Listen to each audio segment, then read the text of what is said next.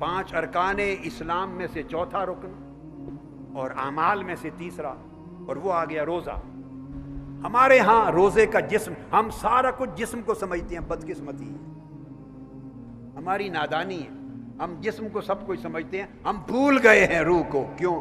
روح نظر جو نہیں آتی،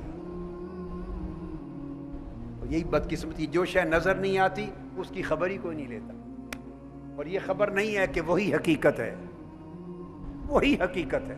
روزے کے لیے آقا علیہ السلام نے ارشاد فرمایا، سورہ بقرہ آیت نمبر 183، فرمایا اللہ رب العزت نے، یا ایھا الذین آمنوا کتب علیکم الصیام کما کتب علی الذین من قبلکم لعلکم تتقون۔ ہر رکن کے ساتھ دیکھو اللہ پاک نے کیا بات کی، پہلے اس رکن کا جسم بیان کیا ہے، اور اس آیت میں جسم بیان کر کے اینڈ اس کی روح کے بیان پر کیا ہے۔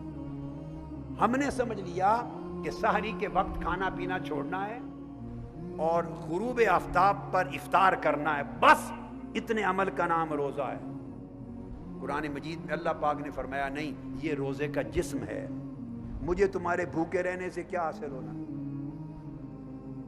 تم اگر کھا لو، سارا دن کھاؤ تو اللہ کے خزانے میں کمی ہو جاتی ہے، اور اگر آپ کھانا پینا چھوڑ دیں تو اس کے ہاں روٹی بچ جاتی ہے، اللہ کے ہاں خزانہ رزق کا بچ جاتا ہے۔ استغفر اللہ العظیم، وہ مالک ہے، غنی ہے، ساری کائنات کو ہمیشہ سے دے رہا ہے، دیتا رہے گا، تو ہمارے بھوکے رہنے سے اسے تو کوئی غرض نہیں، تو باری تعالیٰ پھر ہمارا کھانا پینا کیوں چھڑوا دیا؟ فرمایا اس لیے چھڑوا دیا کہ تم تو سارا سال کھاتے ہو، تو وہ بھی ہیں جن کو کھانا پینا نہیں ملتا، کچھ کم سے کم 1 مہینہ تمہارے اندر یہ احساس پیدا کر دوں کہ جنہیں کھانا نہیں ملتا ان کا حال کیا ہوتا ہے، لعلکم تتقون، تاکہ تم لوگوں کو نظر انداز کرنے کے گناہ سے بچنے والے بن جاؤ، حاجت مندوں کی حاجت کو نظر انداز کرنے سے بچ جاؤ، محتاج ضرورت مند انسانیت کی ضرورتوں سے بے نیاز رہنے کا جو گناہ ہے تتقون، اس سے بچ جاؤ۔ تمہیں اس لیے بھوک اور پیاس کی عادت ڈالی ہے کہ تمہیں بھوکوں اور پیاسوں کا احساس پیدا ہو، یہ لعلکم تتقون، تاکہ تقوی پیدا ہو۔ تقوی کسی ایک عمل کا نام نہیں ہوتا، تقوی بڑا جامع ہماگیر تصور ہے، ہر وہ شے، ہر وہ احساس، ہر وہ رویہ، ہر وہ طرز عمل، ہر وہ سوچ، ہر وہ فعل، ہر وہ عمل جو اللہ کو ناپسند ہے، اس سے بچنا تقوی ہے۔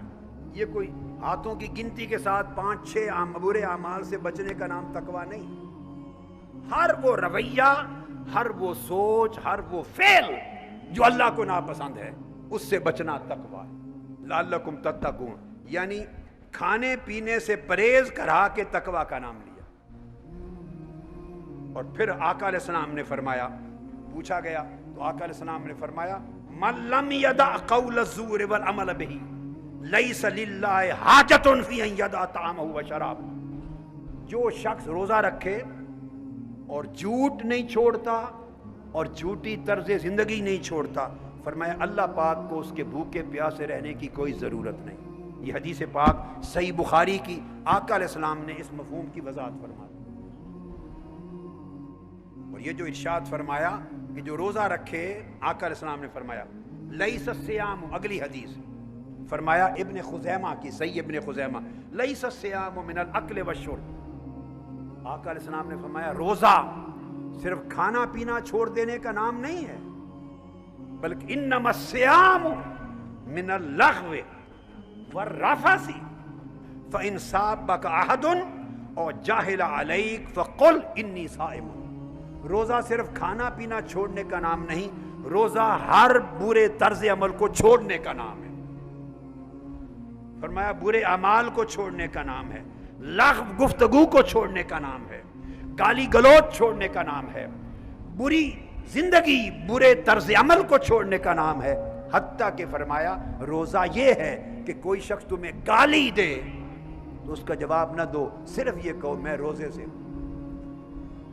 یعنی گالی دے تو کہنا میں روزے سے ہوں، اس کا مطلب یہ ہے کہ روزہ گالی سے روکتا ہے، صرف کھانے پینے سے نہیں روکتا، روزہ گالی گلوچ سے روکتا ہے، روزہ برے طرز عمل سے روکتا ہے، روزہ لغو گفتگو سے روکتا ہے تو روزہ سارے برے اخلاق سے روکتا ہے.